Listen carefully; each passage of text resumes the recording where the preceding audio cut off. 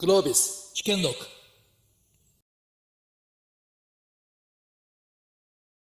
私 G1 にいろいろ出させてもらって初めてモデレーターをするということなんですけども、はい、初めてモデレーター、そう G1 のクラブハウスでやらせていただきましたね。それだけですけども、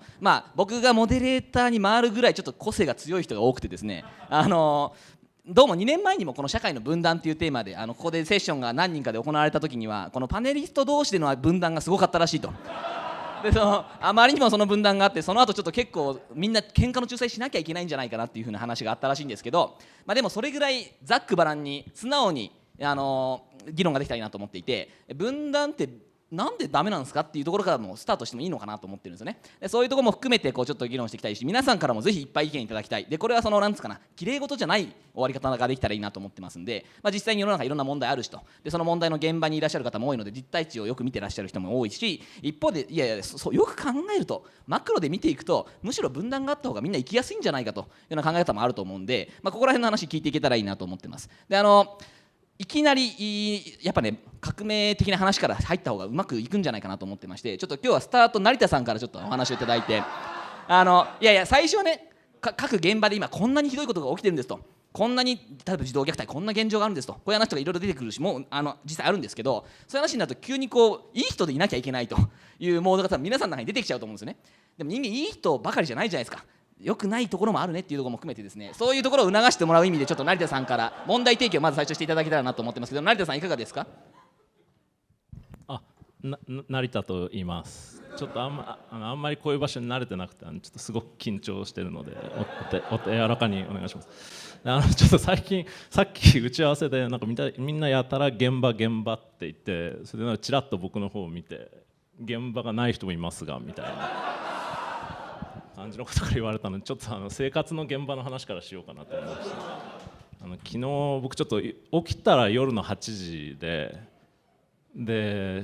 なのでちょっと今朝から参加してるんですよ。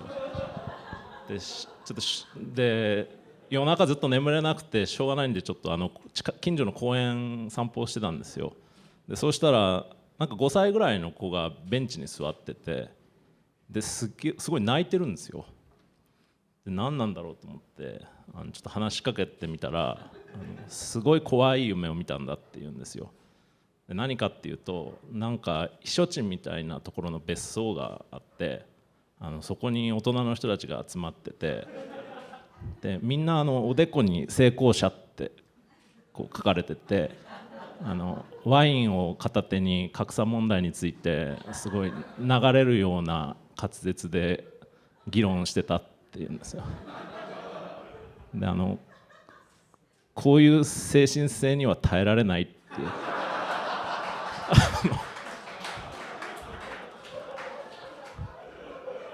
悪魔じゃないかって言って、こんな世界には住んでたくないって言ってすごい泣いてたんですよ。それ成田さんじゃないんだよね。成田さんじゃない人が、別の人ですね、はい。でもうそんな大泣きされて、でもちょっと焦って、ちょっと大人げなく説得をし始めちゃったんですよ。でいや違うんだよと、彼らは悪魔の顔をした天使なんだっていう話を僕はし始めたんです。でどう天使かっていうとねって、世の中の情弱な貧乏人たちっていうのは、彼らにお金を渡してもすぐストロングゼロ飲んでパチンコ行って競艇で吸って、で今日で終わりって思いながら次の日も同じことを繰り返すような連中なんだと。で僕たちにすべきことは、彼らをどういうふうに政治的に経済的に文化的に無力化するかっていうことが何より大事なことなんだって僕はすぐ説いたんですよ。でそれこそが僕たちが進めるべき分断で、そのためには何でもやるべきなんだと僕はすごく熱弁してしまいまして、でそのためには楽天カードのリボ払いもヤフコメもスマートニュースのマクドナルドクーポンも全部正義なんだと僕は熱く語ったんですよ。そうしたらエヴァンゲリオンの綾波レイみたいにちょっと微笑してスッとその子が消えていった。ああ、なるほどね。いやもう今これ基本的に堀さんへの挑戦状と思ってもらっていいんでですけど、でもすごいなんかいくつか、ね、具体的な、批判というか非常に良いポイントを指摘してもらったかなと思っていて、多分ここで僕らがそういったその社会的な問題をねこう変えなきゃいけないよねって言ってること自体に対するジレンマというか矛盾みたいな部分が一個あったよねって話と、もう一つは、この社会ってね基本的には民主主義社会でみんなで政治参加して変えていきましょうと思うけども、おそらくそれって例えば政治のところとかでね昨日のセッションの中でもそういう部分の議論あったかもしれませんけど、結局それって愚かなマジョリティが決めたらいつまでたっても愚かなままじゃないかと。だから優れたマイノリティたちが何か変えていかなきゃいけないんだっていう考え方っていうのがある種のリーダーシップの根底には想定としてあるんじゃないのかという、そういう批判なのかなというふうにも思ったんですけど、どうですか村田さん。もうすでになんかちょっと顔怒ってるけど、環境的に言ってみたらねある種じゃあストロングゼロばっか飲んじゃうような環境に置かれた人たちがいた時に、その人たちはもうすでにこの時点でダメな人だから分断していった方がいいんだと、でこの人たちに期待してはいけないんだという考えなのか、期待してもいいけどじゃあ具体的にどうやってその期待をしたアクションを起こしていくんですか。どんどん少子化になっていて子どもが少なくなっているっていうのはすごく問題になっていて、だからその少子化対策で子ども庁を作ろうとか、いろんな動きがあると思うんですけれども、ただでさえ少ない子どもが少ない中で虐待の相談対応件数はどんどん増えていて19万件まで上がっていて、児童相談所全国で200か所ぐらいしかないのにもういっぱいになっている、そんな状況を改善していくってアクションが国も、それから民間もすごく必要だと思っていて、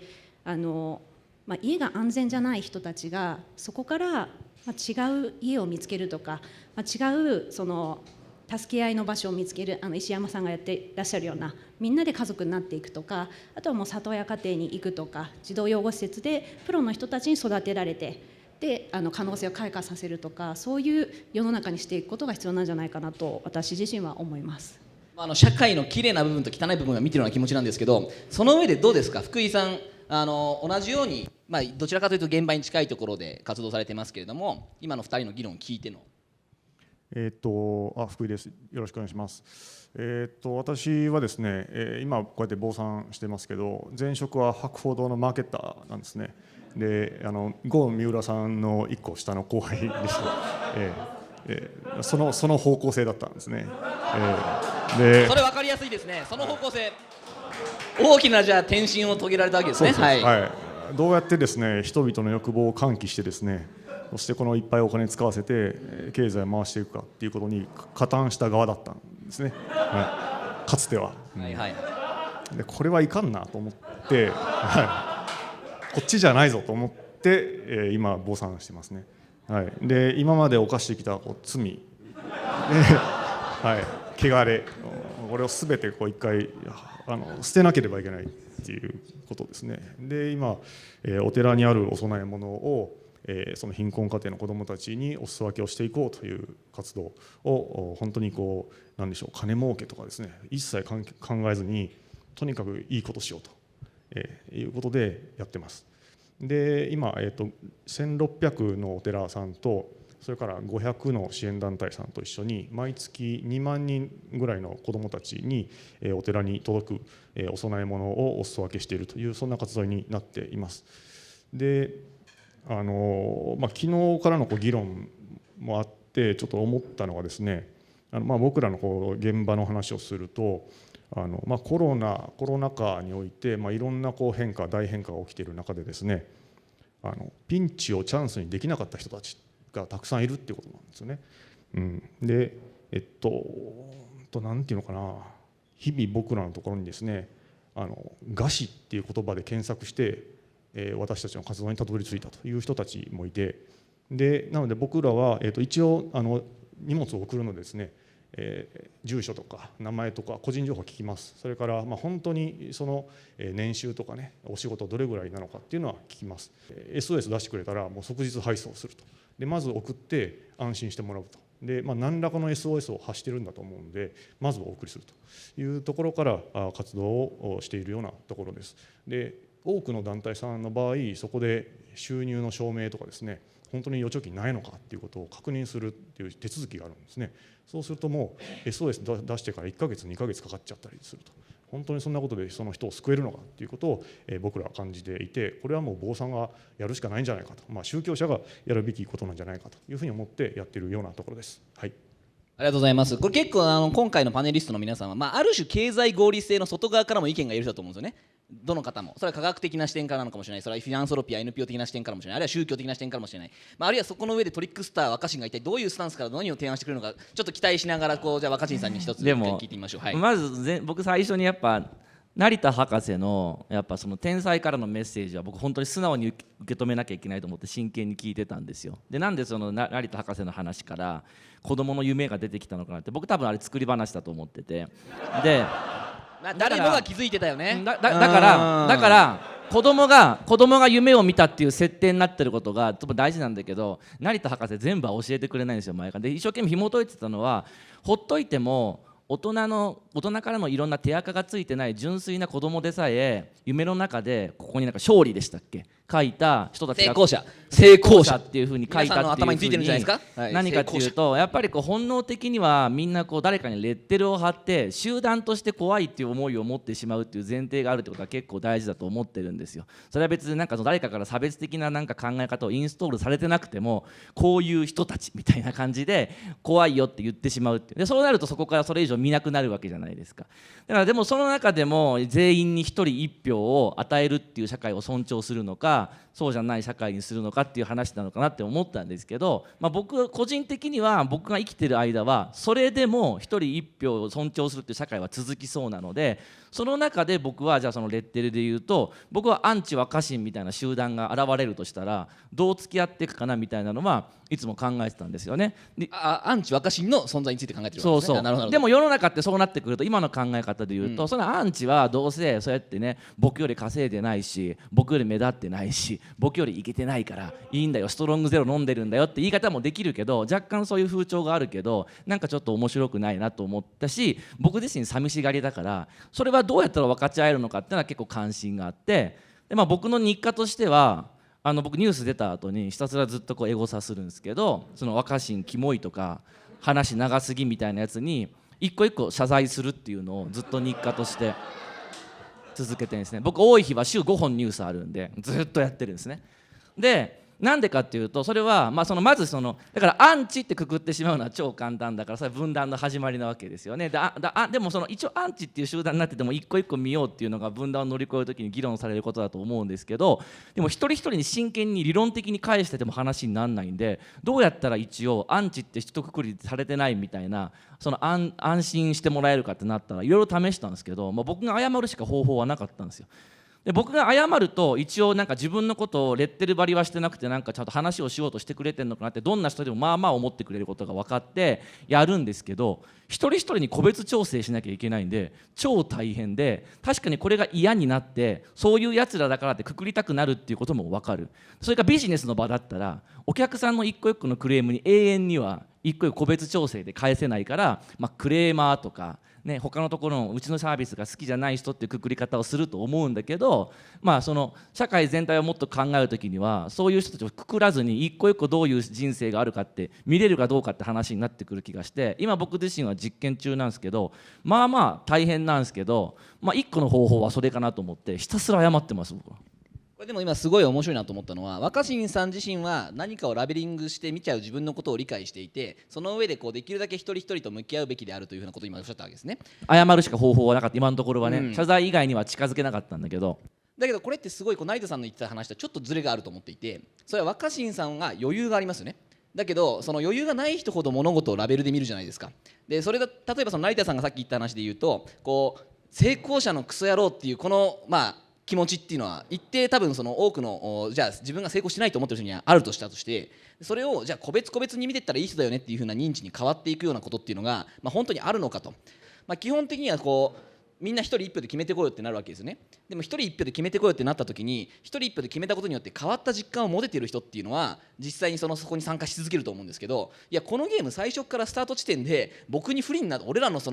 例えばじゃあ分かりやすくですよ言うと、例えばじゃあ普通にストロングゼロ飲みながら俺らに不利なようにできてるんだよと、ワクチン打ったらいろいろトレースされちゃうんだぜというふうに言ってて、ビル・ゲイツのなんかが全部俺らの体に入ってきて、そういうものだと絶対打っちゃいけないんだワクチンはというふうに思ってるようなじゃあ人がいたとした時に、その人たちっていうのは改めていやそれが成功者ではなくて堀さんっていう個人として見たらそうだよねと、あるいはじゃあ若新さんっていう成功者として見てても個人として見たら実はこういう人なんだねっていうようなところに認識が変わっていくのかと。でも G1 に集まってるような人たちは余裕があるはずの立場の人たちじゃないですか。だから政治家の人たちもなぜその一つ一つに向き合えずに自分たちのアンチってレッテルを貼って戦うのかがちょっと分かんなくて、彼らには働いても働いてなくなっても2000万とか3000万給料をもらえるという余裕が与えられているわけで、本当はその余裕を行使することの方が政治家の役割な気がするんですよ。で皆さんもそれなりに余裕を持ってるから今日だって集まれてると思うから、そういう自分には余裕がある側だっていう自覚がある人からちょっとその一人個別を見るっていう優しさ、無謀な優しさに挑戦するのはありな気はするけど、ちょっとでもそこは天才成田博士の考え方だと甘いのかもしれないけど、僕はちょっとそんな風に今思ってました。どうですか、これを踏まえて成田さんの意見は。ちょっとまずストロングゼロがこんなに話題になるとはちょっと思わなかった。いやでもまあまあ一すごいちょっとつのねラベルのシンボルとしてね。動揺してるんですよね。でなんだけど、今の若新さんの話に関してはやっぱり現場の話とか個別の話とか聞くとすごい具体性あるんで、僕たちってこう納得しがちじゃないですか。だからやっぱり若新さんがいくら努力してそのクソリップに変身してたところで、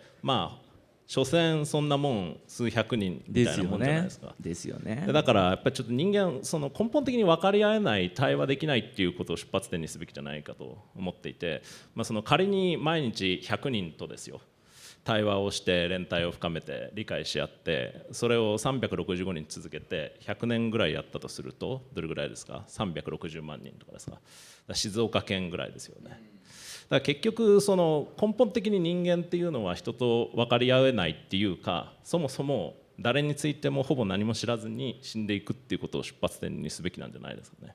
これ分かり合えないことを前提に社会を作るべきであるっていうその話っていうのは、それはすごいその通りだなと思うし、実際そんな簡単に分かり合えるものではないんだけれども、でも一定どっかでこう対話をしたり分かり合うその重なる部分を作っていかないと、一緒に社会をこう維持していくっていうのがすごく難しくなりますよね。それ分かり合えなくなった究極論としては、じゃあ例えばこうどっかに第7なんとかサティアンとか作って、いやいやその地下鉄のところにこうサリンを投げ込みましょうというふうな話になっていく形だってあるわけじゃないですか。でそこの部分っていうのをこうつかず離れずじゃないんだけれども、具体的にこれぐらいは維持しておかなきゃいけない、対話をしておかなきゃいけないみたいなところっていうのが、あるんじゃなかろうかと思うんですよね。そこの部分はどうですか。もうそれすらもない。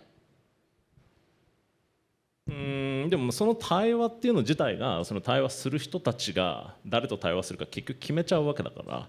全てストーリー作りにたどり着いちゃうんじゃないですか。そのストーリー作りになっちゃう。それつまりじゃあ結局対話をするという意思決定をした側の余裕でしか全て決まっていかないんじゃないかっていう話ですか。だからどっちかっていうと対話が重要っていうよりも、その誰としか自分が対話していないのかっていうことに関してその必然性のなさというか、たまたま自分が巡り合った人たちと同じようなコミュニティの人たちとしか対話できない自分っていうのといかに向き合うかっていうことの方が、対話の重要性とかについて語り合うよりも全然重要なんじゃないですかね。なるほどね。だからそれはでも今言ってた話でいうと、基本的には無意識に生きてたら人は同質性の高い人たちと一緒になってきますよね。じゃあ非常に知的能力が高い人が多分ここには多いと思うんですけど、そういう人たちだとじゃあテストをしたら点が高く取れる人たちが集まりやすくなるわけじゃないですか。そういうふうになった時にじゃあ距離ができちゃうと、同質じゃないもの、異質なものとは接点が持てなくなってくると。そういう中でじゃあ多分多くのじゃあここに来られている皆さんにとってはちょっと異質なものかもしれないような事例っていうのを、もう少し具体的な話も含めて聞けたらいいなと思うんですけど、その辺村田さんどうですか。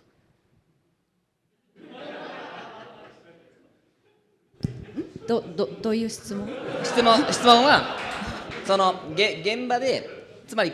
実はここで出た議論ってなんだかんだ言ってもやっぱり過ごしやすい同質性の高い人と一緒にいっちゃうんじゃないんですかと。でそれのことをある程度分かった方がいいですよねって話になった時に、僕は結構この G1 自体っていうのは、じゃあそこに異質なものを持ち込める機会としては非常に有意義だと思うんですよね。でその異質なものっていうのの具体的な事例とかっていうのは多分日々多く見られてると思うんで、そういうものの事例を聞いてもらって、その具体事例をもとにこの話をもう少し深めていくといいかなっていうふうに思ったっていうことですね。はい、なるほど。いいですか。どうぞ。ちょっとそれ拾いに行くとですね、僕そのマーケッターやっててですね、マーケッターなので調査をたくさんやりますね。で定量もやるし訂正もやるし、おうち訪問もするし、ありとあらゆる調査やってきて、でその少し貧困問題に関わり始めた時に、今までに本当10年間マーケティングやってきて全く見てない人たちがいたっていうことに気がついたんですね。そのさっき成田さんおっしゃった誰としか対話していないのかっていうことに僕は気がついたっていうことですね。でここは見ていかないといけないんじゃないかと。で多分誰からも見られてない人たちがいる。でそれ見られてないからデータもない、データになってないから改善されない、改善されないからそのままほっとかれる、でみんなで見なかったことにするっていうことがますますこうマーケティングとかリサーチっていうものが進めば進むほどですね、分断、まさに分断、見えなかったことにするっていうことによって分断すらもなかったことにするっていうことが起きてるんじゃないかなっていうふうに思っていて、でそこを僕はどうやってデータにしていくかっていうことを結構しつこくやってるつもりですね。でそうすると本当にこう、収入がない、仕事がない、で社会に対して全く期待してない、だから僕らがすぐに支援物資を送るとものすごく喜ぶんですよね。私が支援を受けていいんですかっていう、誰にもこう助けを求められなかった人たちが初めてこう声をかけてもらったみたいな、だからその物がたくさんあって嬉しいっていう話じゃないんですよ。段ボール一箱に入ってるだけだから大した分量じゃないんですよ。だからそのお金買わなくて済んだっていう話じゃなくて、気にかけてもらえたっていうことだけで心が救われるっていうこと、そこでもう一回この社会に対する信頼っていうものを、復活させるっていうのかな、なんかもう一回こう社会に対して期待してもいいんじゃないかっていう、そんなきっかけになれてるんじゃないかなっていうふうに思ってたりします。なるほどね。これ結構すごい僕面白いなと思ったのは、マーケティングだと例えばじゃあこれまでデータになってないある種のじゃあ周辺の辺境のところにいるとした人たちがいたときに、この人たちって多分どんなにデータにしたところでそんなにお金に変わらないってこともあるじゃないですか。そうそう、だからデータになってないんですよね。でそれは多分所得がそんなに多いわけじゃないから、その人たちのデータを取ったところで売り上げにつながるわけじゃないと。だから民間企業とかではそこは多分リーチできないんだけども、それをじゃあ今福井さん結構ねマーケターという、仕事からこっち側に来てみたところリーチできるようになったと。でもそのリーチできるようになったものってのは継続していくんですか、ちゃんと。継続していくためにですね、こういう場に出てこさせていただいて、お話をしてですね、そして関心を持ってもらうと、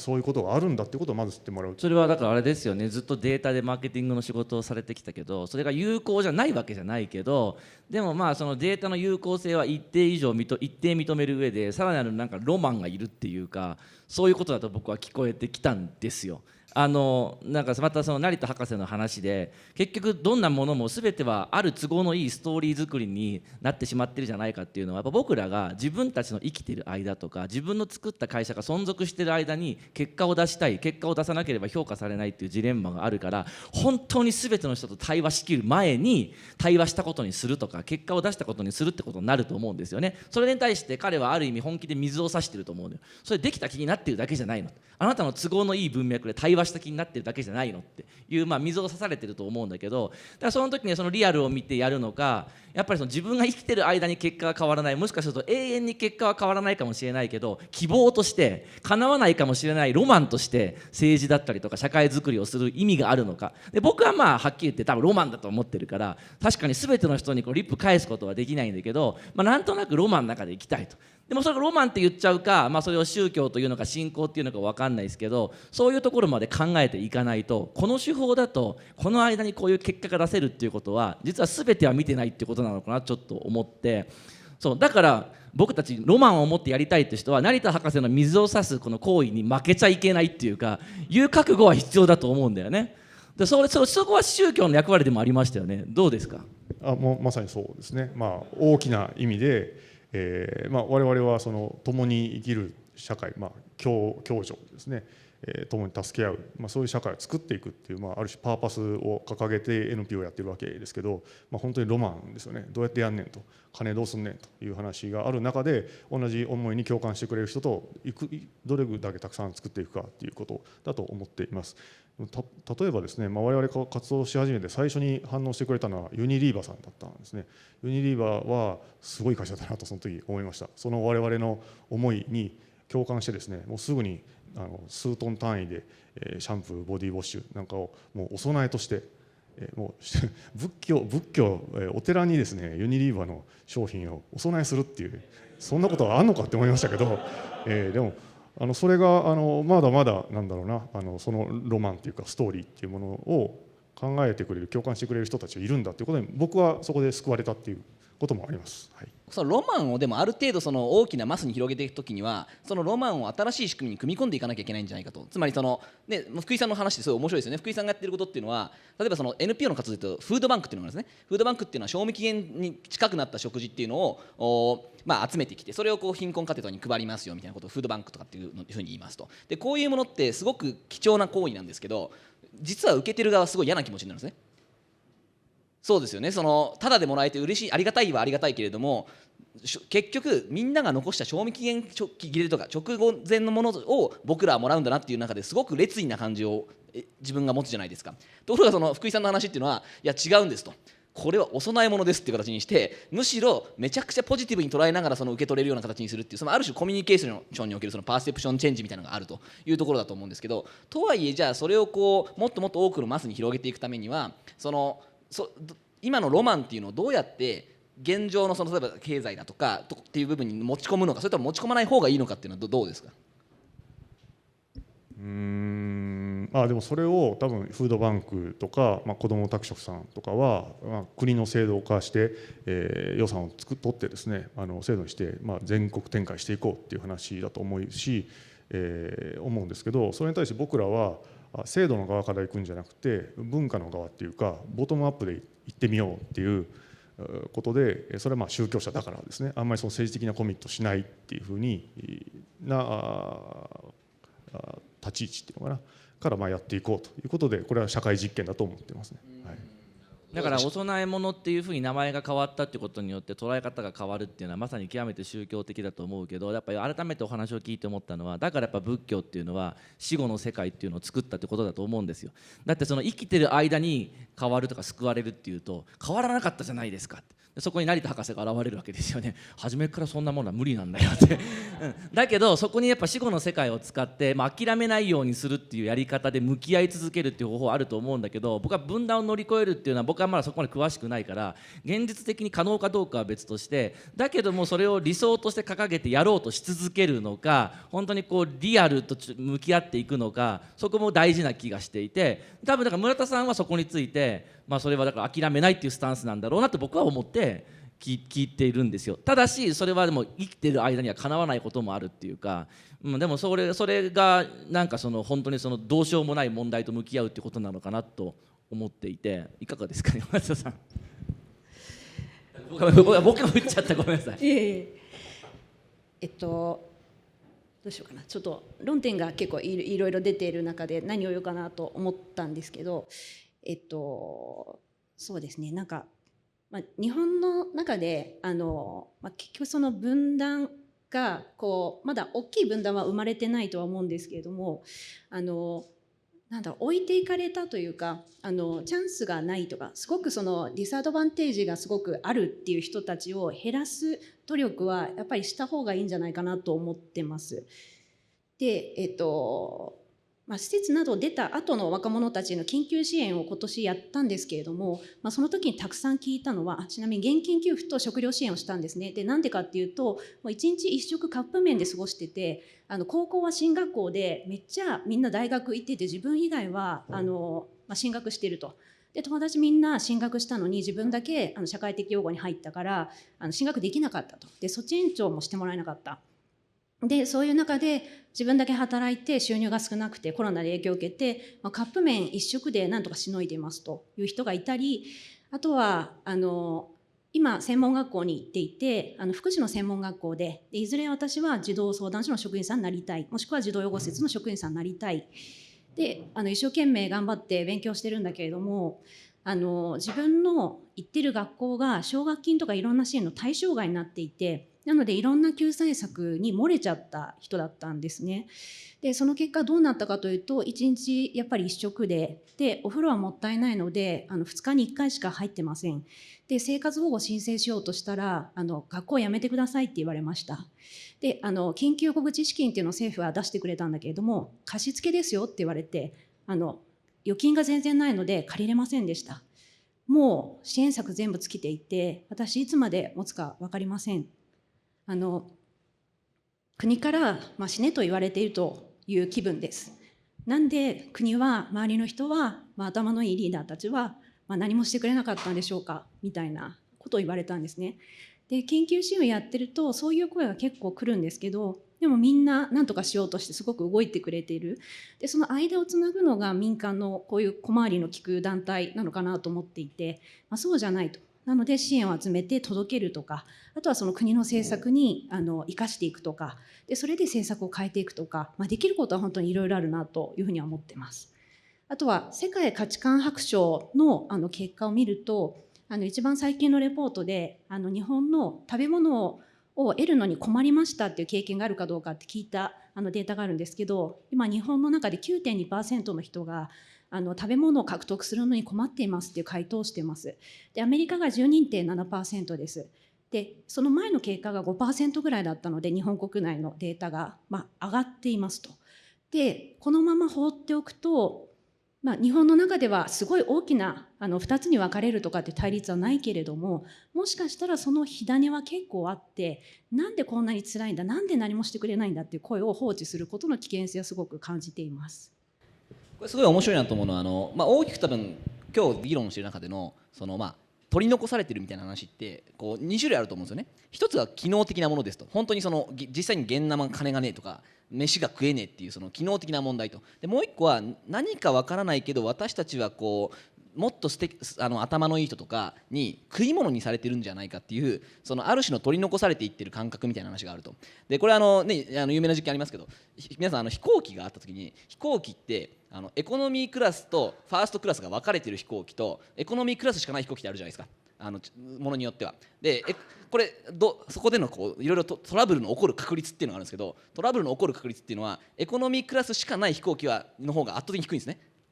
つまりファーストクラスというのがその飛行機の中にできたことによって自分が列位になったという実感があって、その実感がトラブルを起こしやすいって話になってくるんですよ。でこれは結構実際に飛行機の中である話なんだけれども、この取り残されている実感値みたいなものっていうのがむしろより過激な行動に移るだとか、あるいはそのまま善意を受け取れないみたいな気持ちになっていくっていうところに行くような気もしてるんですけど、この辺どうですか村瀬さん。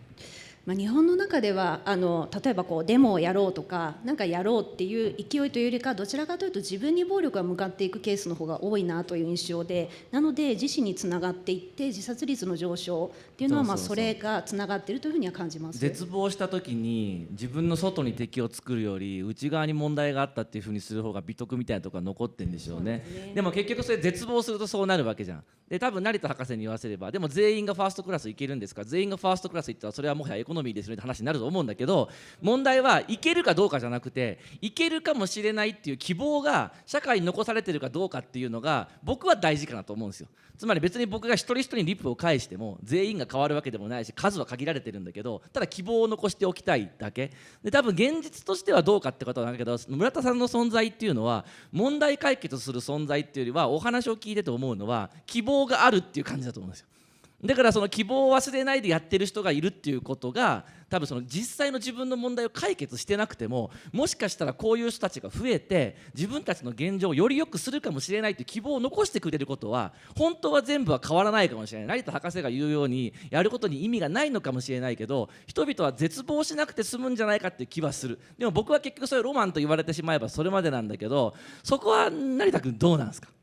でもその希望の表れっていうのが僕革命とかテロなんじゃないかって昔から思ってるんですよ。っていうのは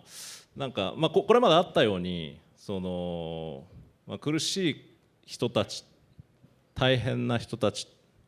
いるんだと思うんですよ。だけどそのマクロに引いてみると、食うのに困ってる人ってのはどこの国でもいるわけですよね。で他の国と比べた場合に、じゃあ例えば経済的な格差とか政治的な分断とかっていった意味で日本に他の国と比べて大きな分断が起きてるかっていうと驚くぐらい起きてないですよね。でどっちかっていうと日本で起きてる問題っていうのはその格差が広がるっていうより全員で貧しくなってると。政治的な分断が起きるっていうよりもオルタナティブがなくてみんななんとなく現状でグダグダでいくしかないっていう、こっちの方が問題なわけじゃないですか。だからそれをこうひっくり返すような大きな力っていうのをどう作り出すかっていう方が問題だと思うんですよね。言い換えるとその分断っていうものをもっとみんなが感じられるようにして、その分断をぶち壊すような希望の力っていうのをどういうふうに作り出すかっていうもう僕ことが重要だと思う。香港の話がまさにそれだったと思うよ。彼らがだから自分たちの視力や、ね、なんか視力を奪うような命が危険があるようなところに行っても立ち上がるっていうのは、なぜ僕らがやらないかっていうと、立ち上がることへの希望を感じられないみたいな。だからその結局今の話っていうのは分断があるっていうことが希望を生むんだって話ですね。それこそ多分もともとこのセッションの前段にあったのは、堀さんとかとも議論があった中でトランプだとかブレクジットみたいな話があったと。でトランプ現象みたいな話とかも含めて、日本にあそこまでの大きな政治的分断が生まれていないんだけれども、でも火種はあるよねみたいな議論があった時に、いや次のそういった大きな分断現象が起こるのかって話があると。でそれはでも分断が起こるということはある種の希望があると。希望のその注ぎ先がトランプだったりブレクジットでするわけだけども、それがあるからこそ分断が起きているのであって、今日本には実は希望がないんじゃないか。例えば端的に言ったら日本の政治の世界にトランプさんみたいな人いないですよね。取り残されている人たちをある種動員して、もう下手したら議会にまで選挙しに行ってもいいよと。それでもいいからとにかく革命をしよう、俺らのこの取り残されている感じを変えていくためにはこれが必要なんだっつって希望を出していくみたいなリーダーが出てくるわけじゃないと。だからそこの意味で言うと、むしろ僕らが悪としていってるものっていうのが希望の結果なんではないかというのが成田さんの言ってる話なんですけど、そこっていうのはどうですか、他の3人で希望が大事だと、ロマンが大事だという話をしたんだけれども、実はその行き着く先が革命だったりとか、ある種現行制度の中におけるルートじゃない形で変えていく、あるいは極端に分断を起こしたことで変化を作っていくってことなんじゃないかという話はどうですか。でその希望を与えるときに自分の命を失ってまででもその希望につながることをやっていいという社会にするかどうかはちょっと僕分かんないので、それはあれだけれども、少なくとも今の日本の状況を見ると、希望を持てるほどの大きな希望を持てるほどのクーデターやテロ行為っていうのは起こしづらくなっているし、それがすごく損なことだみたいな雰囲気にはなっていると思うんですよ。やっぱ香港の人たちが立ち上がっているっていうのは損得を超えて、もしかしたら自分が死んだ後かもしれないけどやったことがつながる可能性があるっていうのはもう希望で動いていると思う。それは大きな分断があったからこそ、そこに対してやらなければやらないし、やる余地が残されてるみたいな希望、それがないことは日本の現状の問題だと思うんです。なんかやったって意味ないじゃんっていうのはもう希望を感じないから。だし村田さんみたいな存在が現れると希望を見出せる。もちろん現実かどうかは分かんない。だから一つは政策的な意味で言うと、大きく変えれるっていうような希望を感じれるような余地を、それも装置として作るだけの話になっちゃうのか分かんないけど、もっと散りばめておかないとなんかそれが起きなさそうな雰囲気は僕はありますけどね、起こせなさそうな感じっていうのが世の中の雰囲気として。いやでもその観点で言うと、トランプがとかブレクジットがとか香港がとかっていうのはもう本当序の口で、そもそもフランス革命を見たって明治維新を見たって、基本的に社会の大きな進化っていうのは行き過ぎた断絶とそれをぶち壊そうとして排除された側が支配している側をもうリアルに殺すってことで成立するわけじゃないですか。だからそういう意味で言うと、相手を殺さざるを得ないっていうような分断をどう作り出すかってことが分断を解決するための実は近道になってるっていうことだと思うんですよ。そういう意味で言うと、なんか中途半端に再配分みたいなことを言うよりも、むしろいかに社会全体としてやりたい人間がやりたいようにやれるようなギラギラした状況を作り出すかっていうことが重要かなと思っていまして、だから僕らにメッセージを突き刺さってくるよね。だってさ、歴史の中で捉えたらさ、そういうことが起こっていた明治維新を僕らロマンと希望で語るわけじゃないですか。でもそれを僕らが明日からすることとしてできるかってなると、成田博士が言うように、そこにはでも多くの、敵を倒すっていう死者が出るってことがあるっていう、それをそうじゃない形ででもそこまでのことができるかどうかっていうのは議論の余地はあるとは思うけれども、だからそういう意味で言うと、ヒルズ族の100倍やばいバージョンみたいなのが出てきて、六本木ヒルズとかに飛行機が突っ込むみたいなことが起きたら、もういよいよ勝ちだっていう感じだと思うんですよ。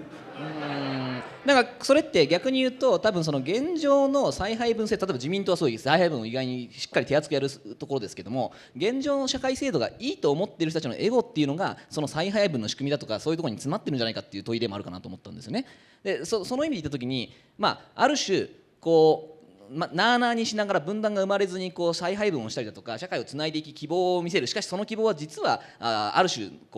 絶対実現することのない希望であり、ある種のだまくらかしていると頭のいいやつが黙らかしてるんだみたいなところになっていくっていう側面があるんだが、そのまま行く社会と、いやいや定期的に1回分断が起きて、もうそのすごい劇的な分断から誰かをこう犠牲者を殺して次の社会にアップデートしていくのがいいのかみたいな話っていうのが、多分これ日本社会だけもそうだし、世界的にもこう結構問われてるところだと思ってるんですよね。でちょっとそろそろ皆さん言いたいこともたくさんあるでしょう。で質問いっぱいしていただきたいなと思うんで、質疑応答にしようと思ってるんですけど、結構今回の話ってかなり難易度高い話だと思いますと。で分断においてもその分断が行き過ぎないとむしろこの実際の希望が生まれないんだみたいな話とかっていうのも含めた時に、こう皆さんの今の自分たちのいる仕事場職種からどういうその予防効果、あるいは予防じゃなくてむしろそれをアクセレレートした方がいいっていう風な視点も含めて、最後私たちとしてはこういうことを提案していきたい、こういう風にやっていきたいなと思ってるっていうことをちょっと一人ずつ聞いた上で質疑応答に行こうかなという風に思います。でこれはやっぱりなぜそう思うかっていうと、やっぱりこう経済とかみたいに比較的もう KPI が決まっていて数値化されてそれに従うしかないっていうものとちょっと違う世界に皆さんいらっしゃると思うんですよね。それはアカデミックにしてもそうだし NPO にしてもそうだし宗教にしてもそうだと思うし、それは本当いろんな分野から見たときに皆さんの意思で次の社会が作りやすい分野だと思うんですよね。その数字で利益を出すってどうじゃないと思うから、その意味で皆さんの予防とかあるいはそれを加速させるためのアクション、具体的な提案っていうのはちょっとどんなものかっていうのを最後一言もらっていければなと思ってますけど、じゃあうなずいている村田さんどうですか。はい、成田さんがおっしゃってるやり方はかなりラディカルで、私は人に死んでほしくないのでやっぱり緩やかに社会をより変えていく方法がいいなとは思ってます。でやっぱり民間でできる再配分を自分はやっていこうと思っていて、で、それを広げたり、あとはより効率的にできるように提案をしていくっていうのもやりたいなと思ってます。であと、こういう場に例えば児童養護施設から出た後のリーダーの人が入ったりするとちょっとずつ変わるのかなっていう気がしていて、今一緒に動いているリーダーたちがいるんですけれども、みんな里親家庭か児童養護施設出身で、その中には厚生労働省の有識者委員会に入っていろんな制度を変えていくとか作っていくことをやってる人もいるんですね。でそういうリーダーを何人か推薦してぜひこの場に児童養護施設出身のすごく優秀な本当に希望が持てるようなリーダーに入ってもらえるようにちょっと提案したいなと思います。いや素晴らしいですね。具体的に当事者からのリーダーをここに入れていきましょうという一つのアクション、いいですね。ある方いらっしゃいますか。自分が手を挙げたい方、もしなければもう全体討議に移ろうと思うんですけど、福井さんとかありますか。もしあれば端的にぜひ。はい、私も村田さんと本当に一緒で、当事者っていうか、さっきも言った見えないふりをしてるだろう人たちがいるのは間違いないっていうか、私はいることだけは分かってるっていう状況なんですけど、その人たちをどうここに入れていくかで、その中でどうやったら分断が生まれないようにうまいことやれるかっていうことをここである種社会実験じゃないですけど意見を交わしていくっていうことがすごく大事なんじゃないかなというふうに思ってます。ありがとうございます。ちょっとせっかくアクションがもう少しあるかもしれないなと思ったんですけど、せっかくなので全体的な時間にしたいなと思ってますから、質問ある方ぜひ手を挙げてそこに行っていただければなと思いますけど、どうですか。どんどん行っていただければと思います。アメリカってやっぱ定点観測していて、本当に両極端にラジカルに分裂してるっていうのがエビデンスであるんですけど、やっぱ日本ってないんですよね。それでやっぱ情報化社会で、単純にクラスターが可視化されただけだっていう説も多分すごい有力で、僕思うのがやっぱ単一アジェンダってすごい分断しやすいんですよ。大統領選もブレグジットも。で日本って多党制の下での議員内閣制だから、やっぱすごく分断生じにくい仕組みだと思ってるんですけど、これから皆さんが思うここから先は後戻しがつかないぐらい分断するかもねっていうアジェンダが来るとしたら何なのか。僕は仮説として結構大きく憲法改正は来ると思っていて、怖いと思ってるんですね。 A か B かで選ばされるんで全員がっていうので、皆さんにどういうアジェンダがこれから怖いのかっていうのをちょっと聞きたいなと思ってます。いいですね。分断しづらいこの国でそれでも社会を分断させれるビッグイシューアジェンダは何かっていう問いですね。じゃあ次皆さんの質問いただいてからにしましょう。行政にいる人間なんですけど、その行政としては全体のなるべく多くの人に作用する制度を作りつつ、個別にどういう問題を拾っていくかが課題だと思っているんですが、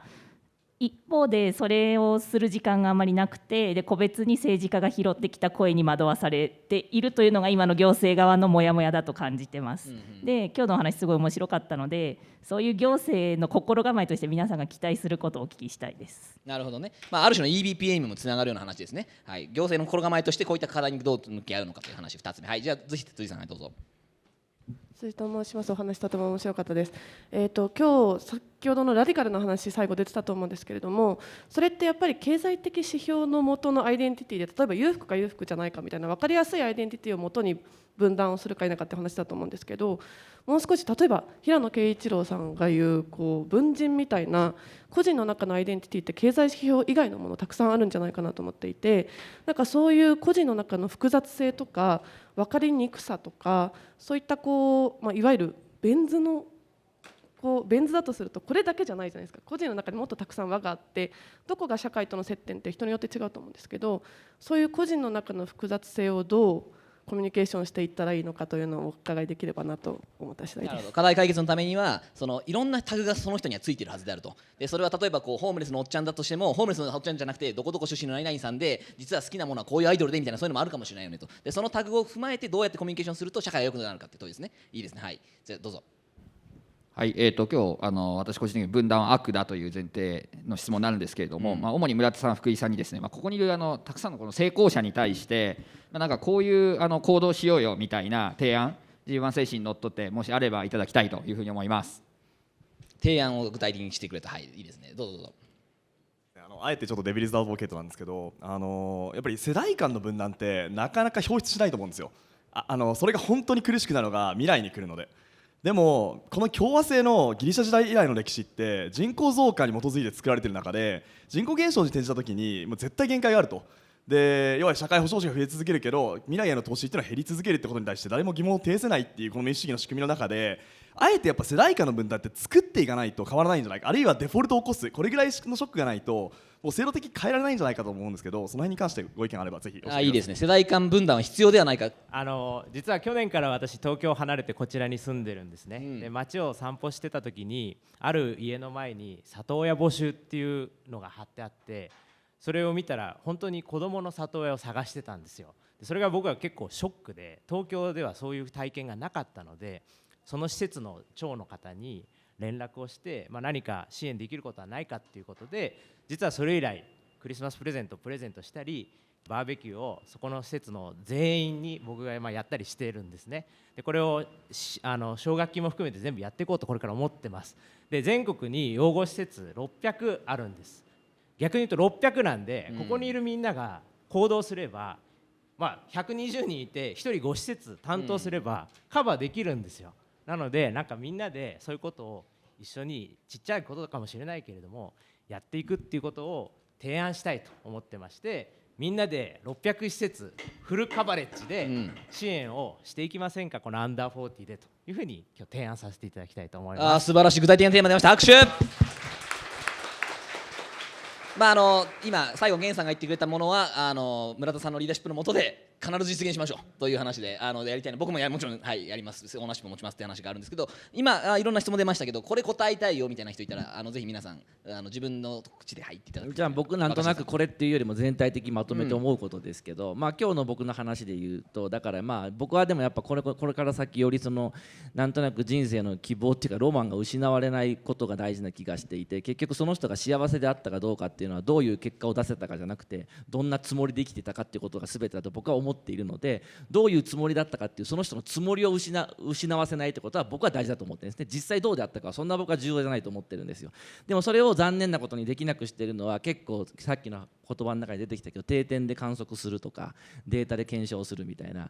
こういうのが全てのロマンをぶち壊したなと思っていて、これはもう僕は世の中特に教育の現場から定点で見るとか学年で切るとか、その個人に点数をつけるっていうのはいろんなことを運用する上ではすごい楽なんだけど、ロマンはぶち壊すと思う。だって仕事って何によってどんな成果が生まれてるか本当は分かんないのに、あなたには何点ですって点数がつくわけだから、それで配置されてったらそこに断絶生まれるじゃないですか。だけどそれはちゃんと教育しないっていう意味じゃなくて、一人何点かっていうことを一回忘れて、もうちょっと曖昧な感じでみんなで伸びていくみたいなことができるのかどうか。でももともとそれって東洋の思想でずっとあったわけで、それはもっとお詳しいと思うけど、それを僕らここ数十年っつうのは、い一個一個個別にパーツにしていくってことをするために点数やランクつけたわけじゃないですか。でこれがなんかこう ICT 機器がどうのこうのとかで導入されるとか、中国ではなんかこう人生になんかライフスコアみたいなのがつくわけでしょ。あれはもう最悪だよね、そういう意味で言うとね。運用する側からしたら一人一人にライフスコアみたいな点数がついてるのは楽ちんだけど、永遠に逆転できる気がしないっていうか、だから逆転できるかどうかが大事じゃなくて、逆転できるかもしれない気がするっていう人を僕は増やす必要があると思ってるから、これからデータとかファクトとかいう人が増える中でもっともっと曖昧にしていくっていうか、本気で皆さんが学んできたこととか蓄積したことを使ってなんとなくそういうロマンティックなものをどんだけガチで作るかみたいなことはやんないと、古くから言えば宗教だったりとかアートだったりするのかもしれないけど、宗教でもアートでもいいけど宗教でもアートでもない新しいロマンティックみたいなものをここにいる人たちが作れるかどうかかなとは思っていて、なんか今日成田さんとのトークを通して、じゃあやっぱ俺らやっぱちょっともしかしたらロマンにかけてみようかなっていう気もしてきたけど、最後に残念な感じで死んで成田さんに嘲笑われるっていうのもありかなと思いながら頑張ってみようかなと思いましたね。やる気が出たということですね。よりロマンティックにいこうみたいな。いやでもやっぱすごい大事ですね。曖昧さの中に希望が見出せるんじゃないかと。ただ一方で多分それはね、今日議論ずっと出てたのは、曖昧さの中でこそ賢いやつとか余裕があるやつがどんどん勝っていくっていう話になっていくときに、多分モニタリングの仕組みがあったりもするんだよねっていうところを、どう答えるかっていうのもあるかなと思いますけど、みんなじゃあそのまま福井さんどうですか。はい、質問に答える形でもいいですし、自分の言いたいことを言っていただくんでも。ありがとうございます。今日の分断の話は本当に一体じゃあ何の分断の話だったのかっていうとすごくまとめにくいと思いますし、まとめにくいと思うんですね。で、私が関わるその貧困の問題っていうのはこれも全く一筋縄ではいかないところなんですけども、私が今焦点を当てているのは子どもの貧困問題っていうふうに定義してるんですね。やっぱりなんでかっていうと、親の理由で貧困が生まれてるわけで、親にはやっぱりそれなりの理由があってそういう状況になってるっていうことですから、なかなかそういう親のその貧困状態っていうのを支援っていうかしていこうっていうのはなかなか心情的に難しいところがあるだろうなっていうふうに思ってるんです。でそれに対して子どもの貧困はその親の元にいる子どもたちをどう救っていくかっていう話で、やっぱその生まれによってその生き方が左右されるっていうことがどんどん今起きている中でですね、それをどう改善していくかっていうことだと思っていて、子どもの貧困というふうにちょっと問題を定義しているというかバシッと決めてるってところがあるんですね。でという意味で先ほどの宮沢さんの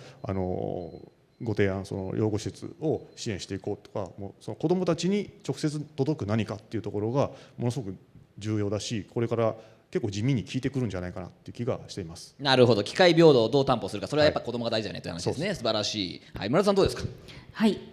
提案何があるかっていう話なんですけれども、さっき源さんが言ってくれたことはすごく勇気づけられまして、今コロナで困窮している人が多いからこそまずその民間で好事例を作る、その寄付が生きる時だと思うんですね。なのでその成功した皆さんにはぜひ寄付をこの機会にやってほしいですし、もうすでにしてらっしゃるアンリさんとかはぜひこの機会に増やしていただけたらいいんじゃないかなと思います。で確かにもうすごいされてると思うんですけど、でこういうその寄付をすることが本当にかっこいいみたいな感じでみんなしていただけるとすごいありがたいなと思います。はい、で源さんがああいうふうに提言してくれたこともすごくありがたいです。あとは行政に期待することなんですけれども、我々民間で好事例を作って広げようとするときに特にうちの場合だったら厚労省なんですけれども、じゃあ具体的にどうしていったらいいか、その予算のどこのどれをいじったらいいかとか、あと児童福祉法のどこをどういじったらいいかみたいなのはやっぱり行政の人しか分かんないので、対話を継続的にしていただけるとありがたいなと思います。はい、であと分断が起きるとしたらやっぱり憲法改正かなと私も思います。以上です。はい、ありがとうございます。今すごい良かったのはやっぱ皆さんがすぐできるアクションがありますよということですね。寄付してみましょうよ。してみてそれで違うなと思ったら違うアクションすればいいんですけど、やらないのはちょっとかっこ悪いんでぜひしましょうということを僕も思いました。じゃあ成田さん最後全部ぶち壊してもいいんで、はいどうぞ。最後だけ真面目に答えますと、なんか分断を作り出せるようなイシューっていうのとその世代間の分断みたいな話と関わって、憲法改正が短期的なイシューだとすると、多分中長期的なイシューっていうのは多分安楽死を容認するかとか、安楽死を強制するかみたいな話になるのかなと思うんですよね。でちょっと今日この場にいて僕すごくちょっと安楽死したい気分になってきて辛かった。いやいやめちゃくちゃ有意義な議論だと思いますよ。でちょっと限られた残りわずかな人生じゃないですか。ね。でもう一つの質問にあったその人間の複雑性みたいなものをどう考えるかっていう問題と関わって、やっぱり複雑性と向き合うためにはこんな数十年しか生きてないわけだから、あんまりいろんな人と会わないっていうことしかないと思うんですよね。つまり少数の人と長く付き合うってそれしかないと思うんですよ。でそうするとやっぱりなんか家族とか故郷とかいうようなものとか、あるいは自分が意識的にその新しい故郷みたいなものをどう作れるかみたいなことっていうのが、すごく問題になるのかなと思いまして、そういう意味でこう自分をもっと世界から断絶させていかないといけないなっていうふうに思いました。ありがとうございました。ありがとうございました。いやいや、拍手で、皆さん4人に拍手で、もうあと1分弱なんで、サクッとまとめちゃおうかなと思うんですけど、やっぱり僕今日の話、時間あたりに対してはもう皆さんのおかげで大変密度の濃いディスカッションだし、皆さんにも気づき多かったんじゃないかなと思いました。具体的な提案も出ましたね。皆さんはすぐこの後寄付をしましょう。で、あとは、ね、当事者のリーダーをここに連れてくるっていうのがありましたね。2つ目の提案として。で、3つ目の提案として、600の養護施設に対して、G1 でみんなでチーム作って必ず支援をするっていうのをやりました。これ3つ提案が出たと思うんです。素晴らしいと思いますし、全ての人ができる提案だったと思いますから、ロマンティックになろうも提案だから。わかりました。かなり具体的言ったつもりなんだけど。4つ目、じゃあ曖昧なロマンティックさを大事にしようと、いうことだと思います。で、いや僕でも今日の議論の中ですごいクリティカルに一番何をみんな議論したかっていうと、多分支援する側される側っていうふうに分けることっていうのが必要なんだけど、すごく暴力性が高い。でそれをするときに数字で切るのか何で切るのかいろんな切り方があるんだけど、その切り方を複雑にすればするほど難しくなっていくというときに、その複雑にどう向き合いつつもオープンにしていくのかということが最後宿題として残ったかなと思いますから、引き続きこの議論していければなと思いますので、改めてパネリストの皆さんに拍手いただければなと思います。どうもありがとうございました。